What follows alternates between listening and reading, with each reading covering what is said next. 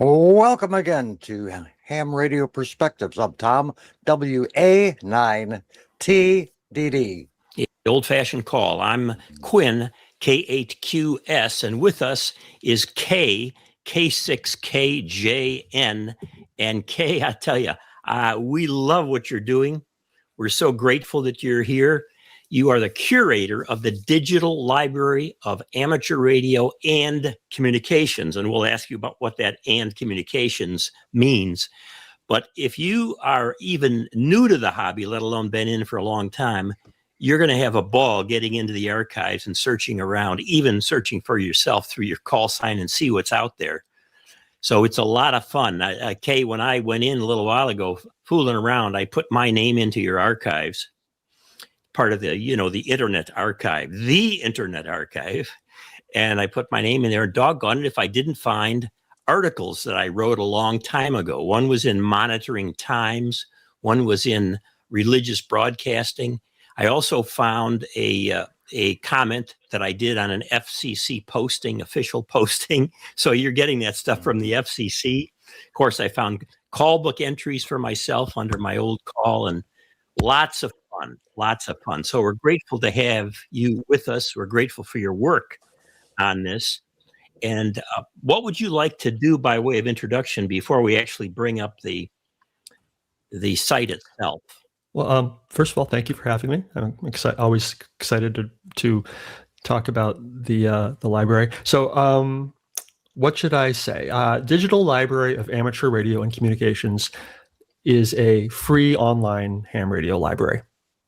And it is available to the world, to hobbyists, to researchers, to educators, and it is absolutely free. And that's what I want your audience to know. It's a service of Internet Archive, which is a nonprofit online library that does many other things other than ham radio. They've been around for 25 years, something like that, longer than that. And it's best known for the Wayback Machine. If you've ever used the Wayback Machine to look at websites that no longer exist, some people just know of it as the Wayback Machine. That is one of the things that Internet Archive does, and the DLARC library is another little slice of what they do, and I'm the person in charge of that. Okay, and Kay, before we take a look at it, this name that you gave it, Amateur Radio and Communications. So what would it be besides amateur radio? It is whatever I think is interesting. That's the and communications is my ability to go, oh, well, that's not quite amateur radio, but it's cool. Besides amateur radio, the library includes things that might include citizens band radio, pirate radio, numbers stations, and shortwave listening, and do some stuff with satellite communications, and so I mean, radio, as you know, is a very big umbrella that covers a lot of things, and some of it is adjacent to amateur radio with some college radio archives that are very nice. Because college radio is a kind of a pipeline for a lot of people to amateur radio or back and forth. So the and communications is the wiggle room that we have to find some of the other good stuff that might not quite be ham. So would you put in this archive something like Popular Electronics that used to be really hot, that magazine? So I would.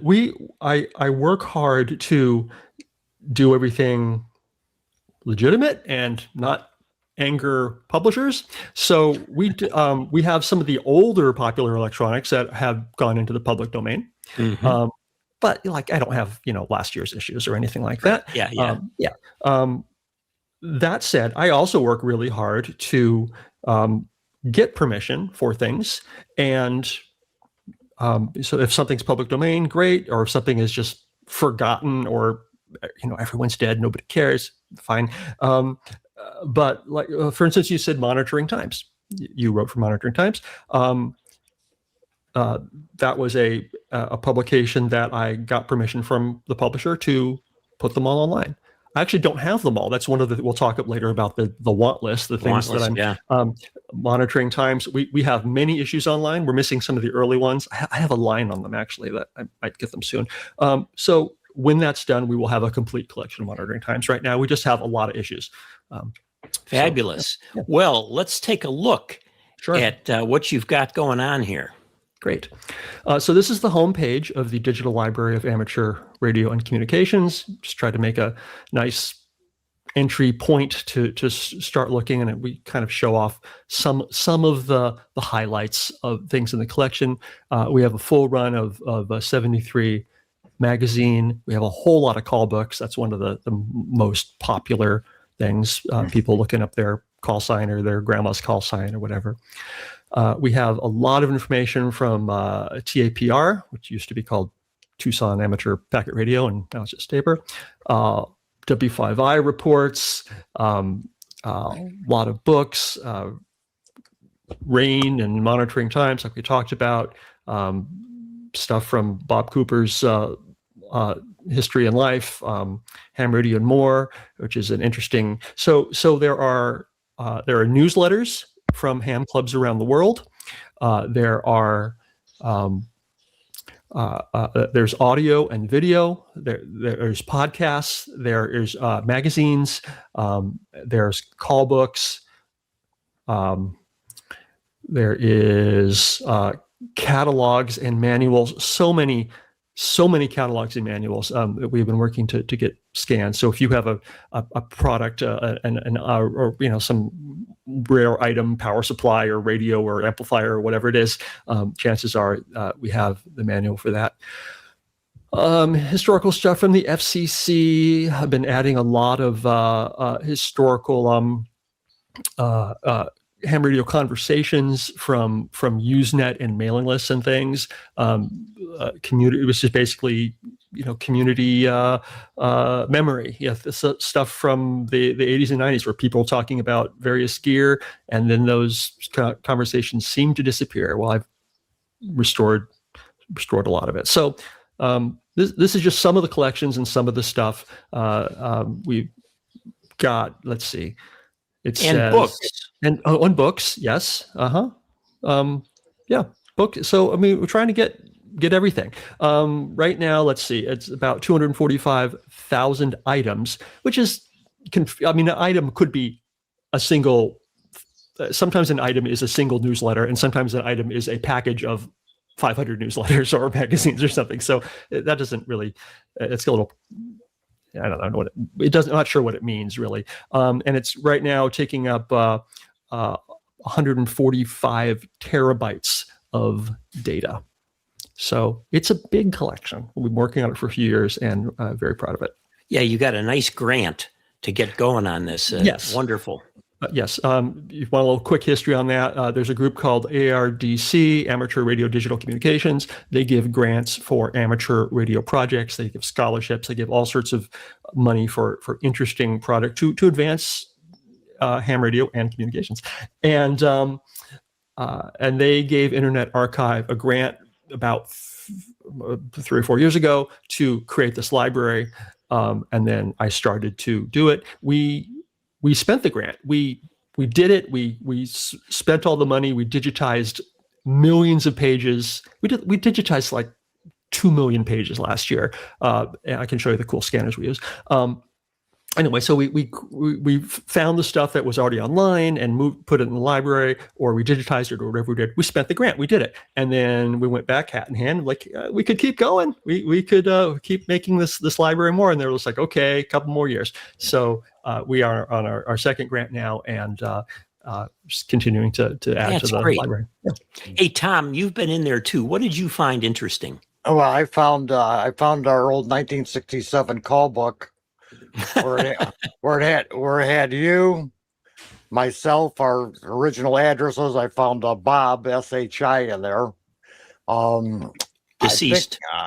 Deceased. I found all the 73 magazines.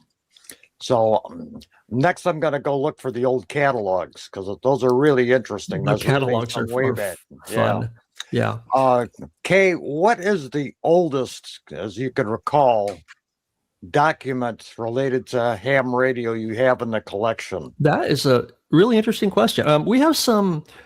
I mean, I could look up and actually see what they are. But we have some magazines, some ham radio journals and publications from like the early days. Like one of them is literally like called like radio and aerial planes. So like the two hot things. Okay. Right. And we have stuff that's just like, how to connect a battery on your train so you can use the radio while you're going on your locomotive or whatever. Right. Okay. So yeah. So I looked up antenna books because Tom and I are both kind of wire antenna nuts, and I found some old books that I don't know if they were textbooks or what, but they had a tremendous amount of interesting antenna projects and theory in them, kind of like the ARRL antenna book. Ooh, the Telegraph Journal. Telegraph. So yeah, 1872 is some of the oldest stuff we have. Wow, that is fantastic. And Tom brought up the catalogs. That got me thinking about, I'm going to go look up some of the old Allied radio catalogs, because we talk about the night kits we used to put together and so on from Allied Radio in Chicago. I bet you would have some of those. Oh, absolutely. I think we have a whole collection of Allied. We have thousands of catalogs. Here's some of the, let's sort by date just for fun. Look, so the oldest. So yeah, Allied Radio, 1937, 1929. Ooh. Yeah. And some of it, is just published, a couple of years ago. So it's neat to. We also have a nice collection of ham radio outlet catalogs going back. So it's fun to look back and either like what did this piece of gear cost when it came out, or when I bought it, or or what can it do? It's great for specs and how they promoted it, the culture of the time. Right. Oh, there's Allied right there. Once you're into a catalog or a book or whatever, you can just turn the pages and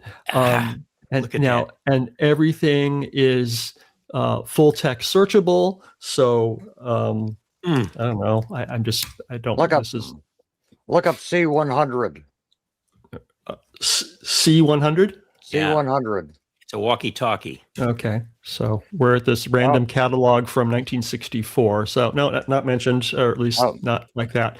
But you can search, I was searching one catalog. We could search all the catalogs. It's stunning because you can go in here and do an intra-document total text search for the entire archive. Yes. Not just per item. Mm-hmm. Or you can do what you call there the metadata search, which is very fast, and it just looks at however you cataloged it and whatever you said about it. Right. And things are running. They're upgrading the system today, so this is not a good day to be doing a demo because things are running a little slow. So what are you going to do? But they're always upgrading things and making it better. What about video? What kind of video material do you have? So yeah, video. We have quite a lot of video, and it's spread around. That includes modern podcasts, things archived from YouTube. I get permission from. Oops, this is my own video. I get things from. Get permission from people who do ham radio YouTube channels, and if you have one and you want it to be archived, great. Because let me know. We'll do it. So there's a lot of ham radio YouTube groups. That you put something on YouTube, I mean, they can take it down for any reason. They can take it down for no reason at all. Once it's in our library, it's going to be there, unless you ask to kept out. So we do a video like that. We also do. We digitized this from 16 millimeter film. Can I show you a 50-second video? We did. I'm so proud of this. We digitized this from 16 millimeter film. I've digitized stuff from cassette tapes, from reel to reel, from U-matic videotapes, from PAL, from VHS, and this one happened to come from a 16 millimeter tape. video. W6ONH, this is WA6MOS. What's that? Amateur radio transmitter. Belongs to the cameraman. Oh, yeah? You mean he talks around the world on that? Oh, no. At home, he has a high-powered station. This is just for emergency communication. Disasters like fire, flood, earthquake. Oh, yeah, that's right. Radio amateur operators do serve the public. I'd like to know more. Right to this. Let's see. The American Radio Relay League, Newington, Connecticut, 06111. So yeah, the archive has the ability to digitize things from pretty much any format, and so when I came across this piece of film, I was like, yes, we need to do that. So yes, there's a lot of video, there's a lot of audio. I understand recently that you talked to the folks at Amateur Radio Newsline. Can I pivot to audio a little bit? And we have a large collection of Amateur Radio Newsline audio. We have the stuff that they published last week, sure, but also I worked very hard to find the oldest stuff that I can. And the oldest one we currently have is from 1996. Newsline report number 963 for release on Friday, January 26, 1996. To follow in 5, 4, 3, 2, 1. So we have them all here. In fact, I just yesterday found another 90 episodes audio, which are getting uploaded right now. So I've been working to fill in the gaps and getting the as much as we can. Some of the stuff we have from them is audio. For some of them, we have the text scripts only, which is great, better than nothing. And so here's one of those. So I mean, Newsline is one of the many resources that we're just like, yeah, put us in the library. And so once it's in here, it's full text searchable. And I don't just mean the text is full text searchable. I mean the audio gets transcribed, and then it's full text searchable. So you can search here. You can search across all of Amateur Radio Newsline for whatever topic you wanted to cover. When we were growing up in the hobby in Chicago, Kay, the ham radio paper magazines were really important. Sure.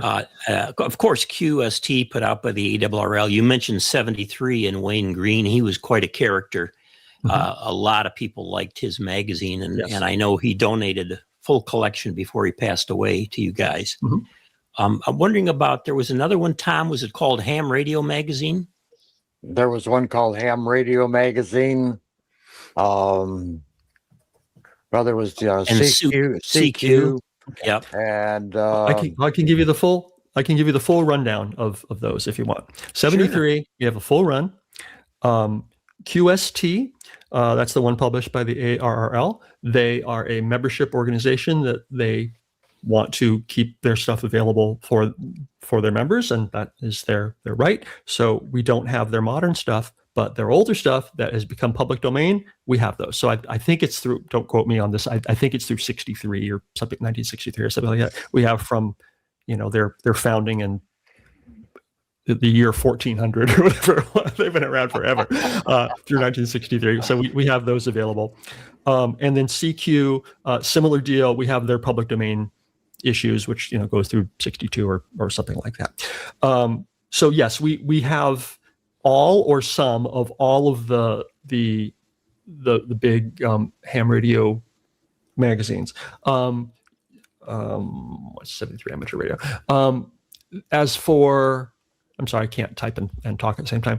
You're just gonna have to look at my static screen. As for Ham Radio Magazine, I want those. They are that is owned by CQ, and CQ is in a legal limbo right now. The publisher died, and I'm in contact. I'm doing my best. That's all I can. That's all I can really say about that. But You're great. Trying to do it right. Yeah, Hey, absolutely. Hey, Quinn, what was that one that used to come out monthly? It was printed on newsprint, World Radio News or something like that. Oh, yes. Yeah. Oh, it was newsprint, right? And I cannot remember the name. Was it called World Radio, maybe? World Radio or I think we something have like World Radio. something like that. Yeah. Um, I had forgotten. We would actually, without subscribing, get those in the mail. Right. I'm Right. not sure I know that one. It was oriented primarily to ham radio. It had some other stuff in there too. We had some World Scanner Report and World Wireless Beacon, DX World Bulletins, of course. Speaking of newsprint, we have permission. This is so frustrating. We have permission for Amateur Radio Trader, which was another. Oh yeah. It was for I buying and remember. selling radio gear. Yep. It was a classified ad sort of thing. They ran for years. We have permission for them, but we only have like 2 or 3 issues online for 2 reasons. One, they weren't meant to be saved. They were meant to be used for 2 weeks and then thrown away. And also, they were printed on like 1-ply toilet paper. They just Right. Right. So, yeah. Yeah, right. You got problems with that. That's bringing back memories too. And then the company that's out of business now, AES, Amateur Electronic Supply. Yes. Yeah. They had catalogs Mhm. that they would send out to anybody who had bought anything from them. And in those catalogs in the back, they also listed all of the used gear that they were selling and the prices.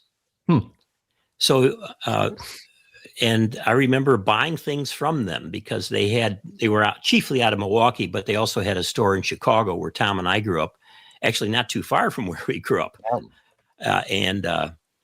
So that's an interesting thing too. There it is. There it is. Wow. Yeah, I think that's where I bought my first TNC from them. Pretty sure. Where did you grow up, Kay? I grew up in Southern California, and then went to college in Northern California, Humboldt State University, and stayed there for 20 years. And now I keep moving north. Now I'm in the Portland, Oregon area. Okay. So this is fantastic. Now you're looking for resources. Do you want to tell us anything in particular on your want list? Sure. So I have a page. So yeah, we're adding stuff all the time, and every time. I mean, part of this is just adding stuff, and a lot of my job is research and finding things. And there's always new newsletters I'm learning about that I'm adding and that sort of thing. So every time I learn about something and add it, it opens a new rabbit warren, a new hole to dig around.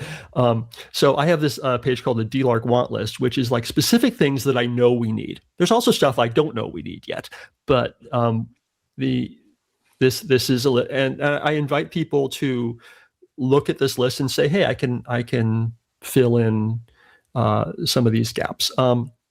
Increase the font size here a little bit for us. Oh, sure, you bet. I'm sorry. Is that better? How about even more? Okay, there we go. So these are some of the specific items that we have. For instance, I will just pick one with an interesting story. A5, the Amateur Television Magazine, was a magazine all about amateur television. It was very good. It was published by Henry Ruh, who I talked to on the phone a few times, and he was a very interesting man. When I talked to him, he was very ill. He was in bed, couldn't move. He said he was paralyzed, and he convinced his caretaker nurse person to box up the magazines and send them to us to digitize, which was well out of the nurse's job description, but they did it. And so we got all of this material with Henry's blessing. And he was mad because some of the issues were missing. They were not where they should have been. So we need the first 8 years, everything before volume 9, number 1 we need. And then there's a smattering that we're missing. So that's like one of the things we're after. Yeah. Yeah. That's great. This is so much fun. And I'm so grateful that you're doing this work, Kay. Thank you. Let me ask our viewers out there, and we've got a lot of them, to post in the comments that newsprint monthly publication that Tom and I used to get. Some of you would get it too, so we could figure out what the name of that was. We thought it was maybe World Radio or something like that. And I think it was in tabloid size. It was a tabloid, yeah. Tabloid size. So if you can remember what that name is, to give Kay a jump on that. Yeah, we may have it. I just don't know the name of it. So I can't. Yeah, right. So we can't search it. Yeah. Right.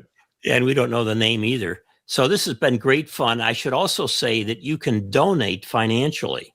Yes. Archive.org/donate would be appreciated. And put in the comments, DLARC, that would be appreciated as well. Yep. But this is a nonprofit. So if in the United States, it is tax deductible. And also, we accept donations of certain material that we need to add to the library. Now, if someone calls me up and says I've got a pile of QSTs and CQs, I'm going to say no, thank you. We're good there. Well, there's a lot of stuff that we have handled, but there's a lot of stuff that I know we need. So, and I am going to put a link directly to the Digital Library of Amateur Radio and Communication, DLARC, in the comments down below. So if you don't see it here, or you can't read it for some reason, or if you're listening to this in the car and you go back to the website, and they're will guide you into it. It's going to be great fun. And I'll check back with you in a month or so, Kay, just to see what kind of response you've gotten. And also, I might ask you, or Tom and I might ask you, to come on to our YouTube channel and to respond to comments from people where they might have questions about things. Absolutely. And so we would appreciate that as well. And then we'll figure out how to get our videos. I don't know how many we have now, but we'll get our videos from our channel into the archive. It's just a matter of going through the process, signing the papers, and getting the digital files to you. We'd love to do that. And, yes, I absolutely want to do that. And if they're on YouTube, I have a magic script that I can just point it at your channel. Wow. And we'll get it done with very little work on your part. I love it. Tom? So you want to see? So you want your great grandkids, Quinn, to see how goofy we were? Oh, that's a challenge, isn't it? Yeah, it is indeed. Yeah. So somebody just said that we were goofy or something like that in the comments on there, and I said, no, we're actually goofier than what you think we are. We're toning it down for the public. Yeah, we're toning it down. Yeah. At our age, we just let it go. So this has been wonderful. K6KJN, who is the curator. Oh, I love that, curator of the Digital Library of Amateur Radio and Communications. You want to check this out, gang. Again, we've got the link below. If you can donate materials or send Kay a note. How do they communicate with you, by the way? Oh, there's your address. Yeah, my email address is Kay @archive.org. That's it. Okay, so you can send him a query as to what you have and see if he's interested in getting that out of your garage because you have to sell your place or something. Oh, boy, it's like Playboy magazines, QSTs stacked up in the garage all over the place. Yeah. People wonder what to do with them. That's how you know that was a life well lived. Yeah, life well lived. All right. Thanks so much, Kay. Thank you both. Thanks, everybody, for watching. Please subscribe to the channel. Give us a thumbs up if you like this. Make some comments down below. You can ask Kay a question that way or send him an email as well. I'm Quinn, K8QS. I'm Tom, WA9TDD, and Kay, I can't think of a more fun job to have than what you're doing. It's pretty good. Pretty good. Yeah, 73, everybody. 73.